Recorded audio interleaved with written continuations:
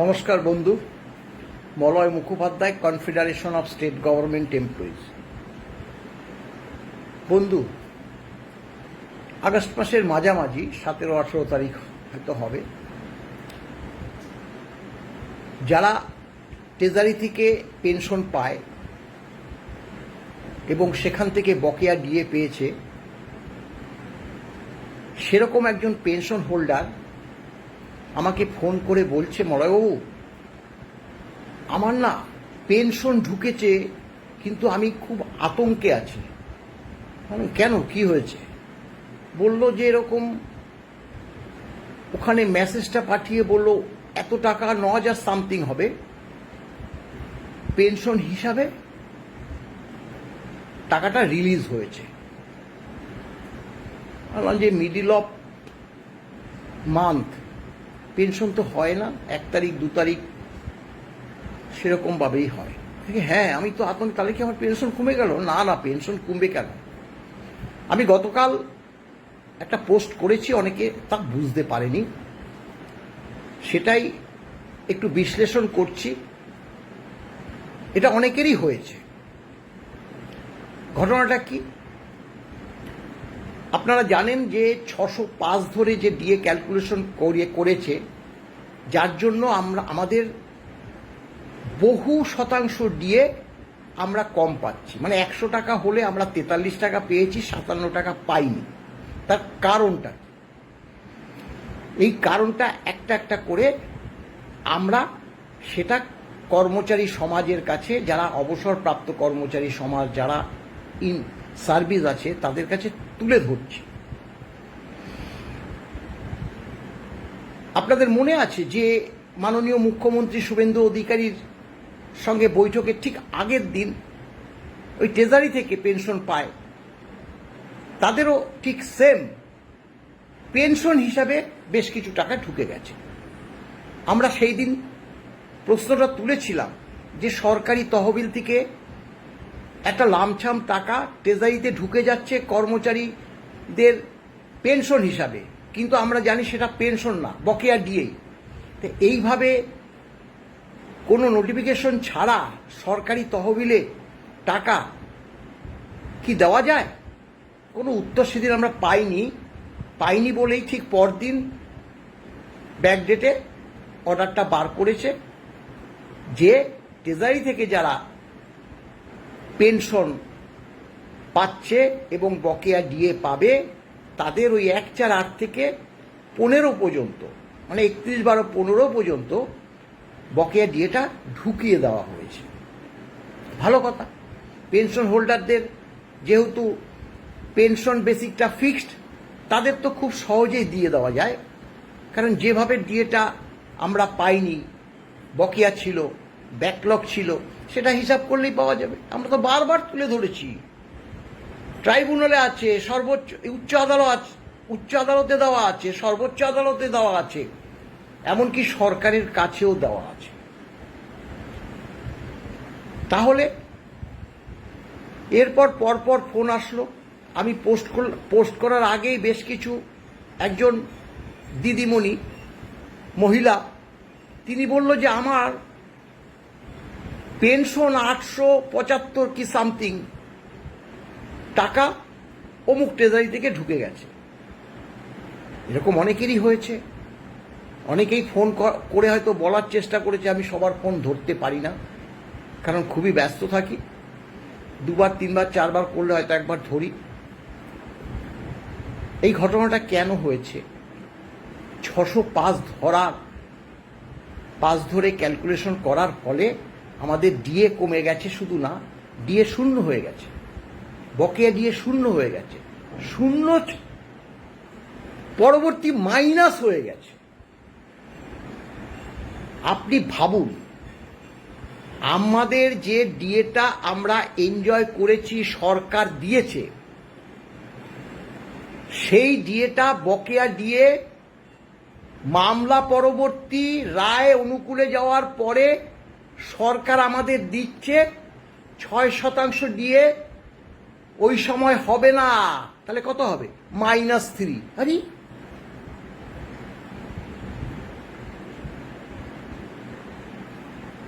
DA দিয়ে সে DA কেটে নিচ্ছে?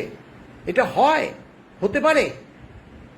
এটা ঘটনাটা যদি মাঝপথে, যদি ডিএটা তো রায়টা বেরিয়ে যাবার পরে দিয়েছে, আর আমরা এই বার্তাটা সর্বোচ্চ আদালতে তুলে ধরব ভেবেছিলাম, কিন্তু দুর্ভাগ্য 18 তারিখ আর 19 তারিখ মাননীয় যে সঞ্জয় কারোল আর পিকে মিশ্রের বেঞ্চ আর কোনো বক্তব্য শুনতে চায়নি, সবটাই মাননীয় ইন্দু মালহোত্রা কমিটির কাছে সঁপে দিয়েছে। সেখানে বলবো অর্থাৎ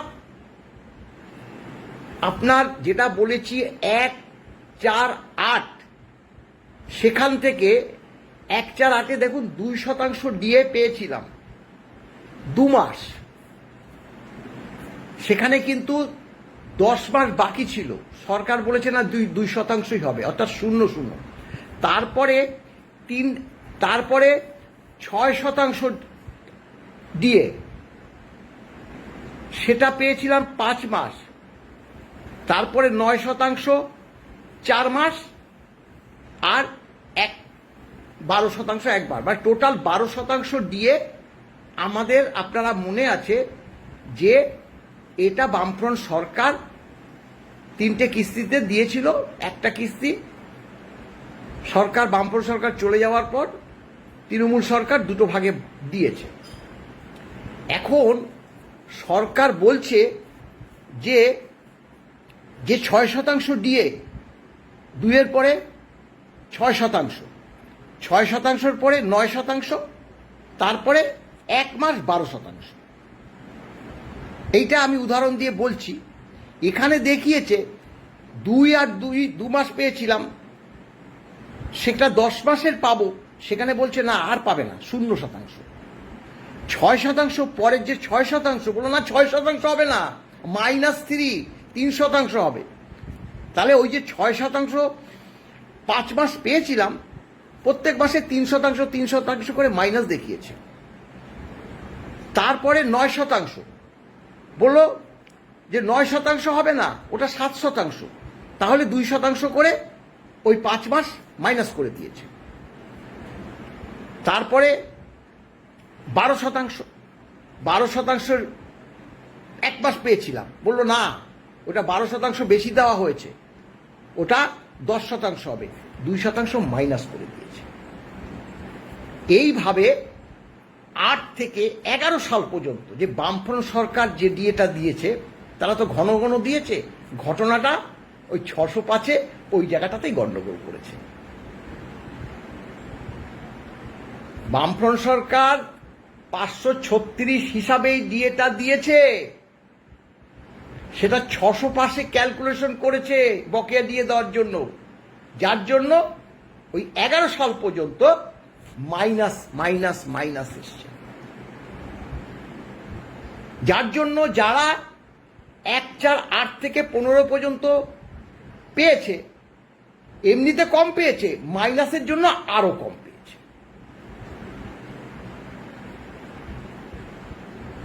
এবার মাইনাস হয়ে যাওয়ার তো কম পেয়েছে, 1-4-8-এর থেকে যারা মানে রিটার্ন করেছে এবং বকেয়াটা পেয়েছে, তাহলে তাদের মাইনাস করেছে। সরকারের একটা ভয় আছে যে সরকার কর্মচারীদের ডিএ দিয়েছে, সেখান থেকে ডিএটাকে সরকার কেটে নিয়েছে। এটা হতে পারে।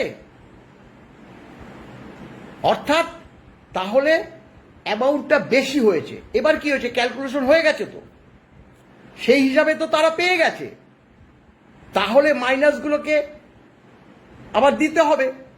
মাইনাসগুলোতে কি করেছে, প্রত্যেকটাতে বোধ করি 0 দেখিয়ে ওই মাইনাসটা আবার প্লাস করে কর্মচারীদের হিসাব করে ওই অংশটা আবার ট্রেজারিগুলোতে ঢুকিয়ে দিচ্ছে, যার জন্য বেশি অ্যামাউন্ট হবে। যারা 1-4-8-এ রিটার্ন করেছে তারা ওই 11 সাল পর্যন্ত, আমি বলছি কবে পর্যন্ত -1 হয়েছে, ডিসেম্বর 11 পর্যন্ত, ডিসেম্বর 11 পর্যন্ত মাইনাস হয়েছে। কোথা থেকে না জুন 8 থেকে, জুন 8 সালের জুন মাস থেকে, সেই সময় 6% ছিল, 2-এর পরে 6, 6-এর পরে 9, 9-এর পরে 12, এই 12% ডিএটা ক্যালকুলেশন করে বামফ্রন্ট সরকার 3টে কিস্তিতে দিয়েছিল, কিন্তু সেটাও বকেয়া ছিল। যেই বকেয়াটা হয়েছে সেটা তো আমরা দেখিয়েছি, সেই বকেয়াটা তো আমরা দেখিয়েছি, যার জন্য কেউ বলছে আমার 800 টাকা হয়েছে, সে তাহলে রিটার্ন করেছে একদম 10-এ, হয়তো দেখুন 10-এ রিটার্ন করলে তারা 10-এ যেই মাসে রিটার্ন করেছে সেখান থেকে 11 পর্যন্ত, সে মাসের 11 ডিসেম্বর পর্যন্ত ধরুন 1 বছর পেয়েছে, তাই তার 800-900 হয়েছে। এইভাবে ট্রেজারি থেকে যারা এটা পায়, ওই মানে এটা পেয়েছে, পেনশন পায়, তাদের এই অংশটা আবার ঢুকে যাচ্ছে।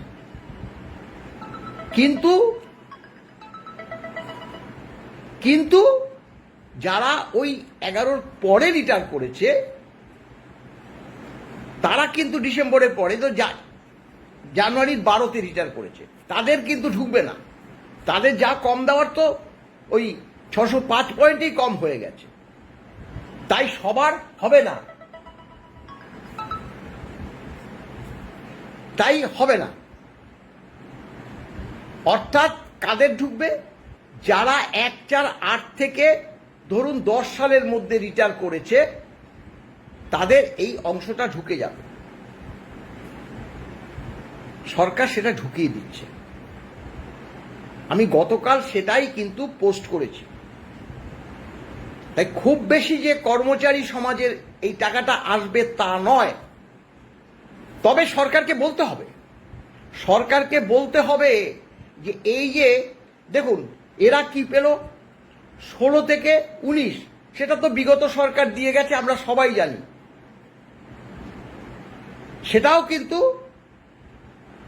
কম করে দেখানো আছে, 50%কে 25% বলেছে। 16 থেকে 19-এ যেটা আমরা যে বকেয়া করেছিলাম,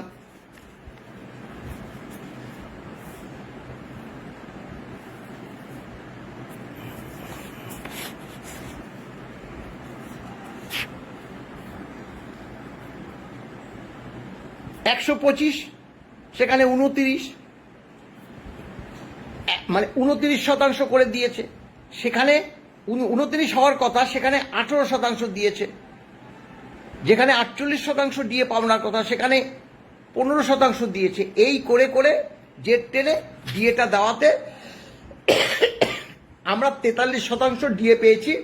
ওই 16 থেকে 19 পর্যন্ত যে ক্যালকুলেশন করেছি, সেটা ইন সার্ভিস যারা আছে তারাও ক্যালকুলেশন করেছে, তাদের হাতে তো HRMS আছে, তারা ক্যালকুলেশন করে দেখেছে যে 100 টাকা যদি 16 থেকে 19 হয় তাহলে আমরা 43 টাকা পেয়েছি। তবে এই ক্যালকুলেশনটা কিন্তু বর্তমান নয়া সরকার করেনি, বিগত সরকারের করেছে। বিগত সরকার করেছে আমাদের ডিএটা কম দেওয়ার জন্য। বিগত সরকার দেখুন ক্ষমতায় থাকবে না, একটা দুগ্ধপোষ্য শিশুও জানে, তাহলে তোরা বাবা কেন করতে গেলি?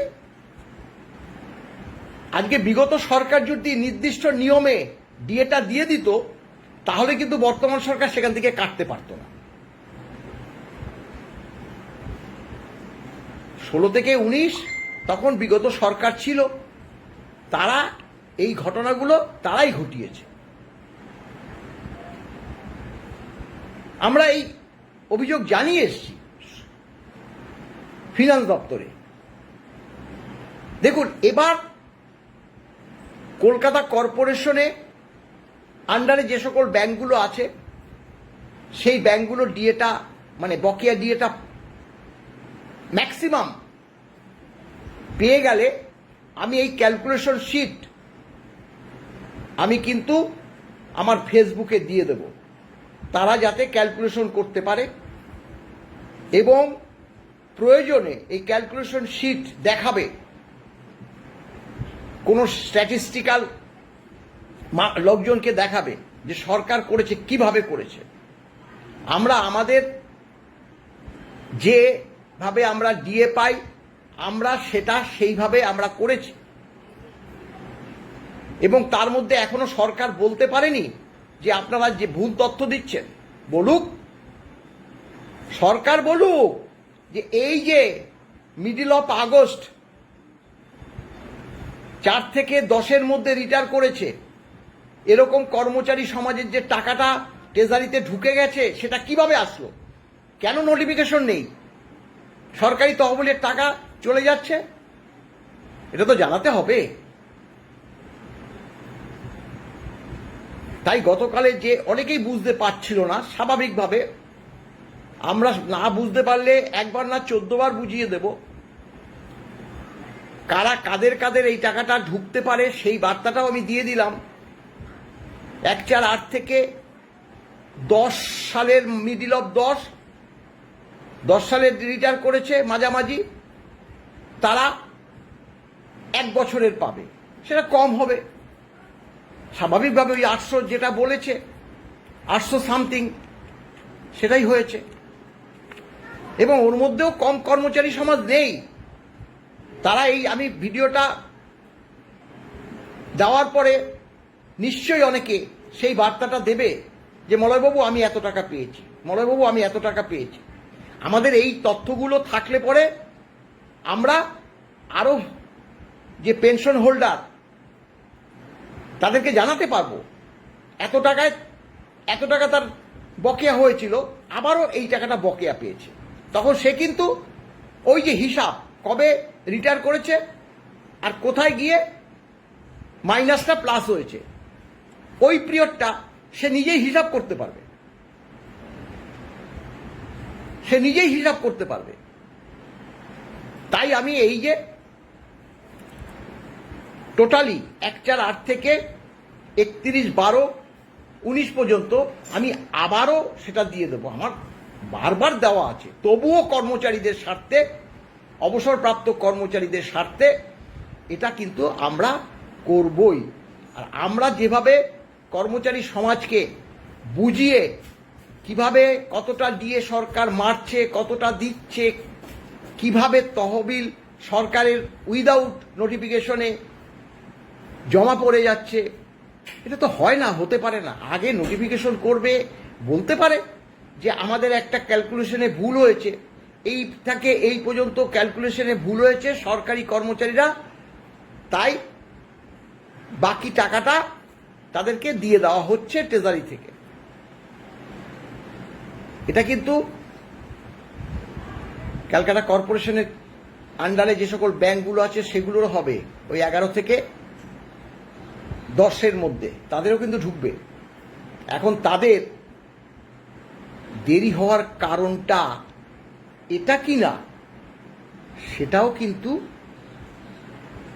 আমাদের এখন সন্দেহ হচ্ছে। ক্যালকাটা কর্পোরেশনের ব্যাংকগুলোর থেকে মাত্র পাওয়া শুরু করেছে, তাদের ক্যালকুলেশন দেখতে হবে। আর যারা ট্রেজারি থেকে পায় তাদের কেন এত টাকা ঢুকলো, পেয়ে যাবে, একদম কোনো অসুবিধা নেই। ধরুন 10,000 টাকার তার বেসিক, সে 1/4/8 থেকে 15 পর্যন্ত যে পেনশনের যে বকেয়াটা পেয়েছে আর তিনি যে পেয়েছেন,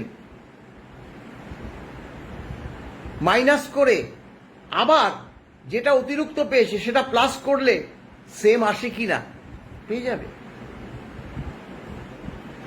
তাই বলছি যে আমরা কিন্তু এবার যে মাননীয়া ইন্দু মালহোত্রা কমিটির কাছে বৈঠক আছে, তিনি কিন্তু ডিএটা সরকার কিভাবে দেবে, কতটা দেবে, কোন প্রক্রিয়াতে দেবে, সেটা নিয়েই কিন্তু তাদেরকে দায়িত্ব দিয়েছে সর্বোচ্চ আদালত। অর্থাৎ আমাদের একটাই দাবি থাকবে, 1/4/8 থেকে 31/12/19 পর্যন্ত all India consumer price index অনুসারে ক্যালকুলেশন করে সরকারি কর্মচারী, অবসরপ্রাপ্ত কর্মচারী সমাজকে ডিএটা দিয়ে দিতে হবে। তার জন্য আমরা সময় দিতে সরকারকে রাজি আছি। কিছুটা পরিমাণ দিয়ে ঢুকে যাচ্ছে স্বাভাবিকভাবে, তাতে যদি সরকারের সময় লাগে আমরা সেটা দিতে রাজি আছি। সেটা আলোচনার সাপেক্ষে মানে আমরা সেখানে জানিয়ে আসবো যে সরকারের দিতে হলে সরকার নিশ্চয়ই তাহলে সময় চাইবে। ভালো থাকবেন, নমস্কার।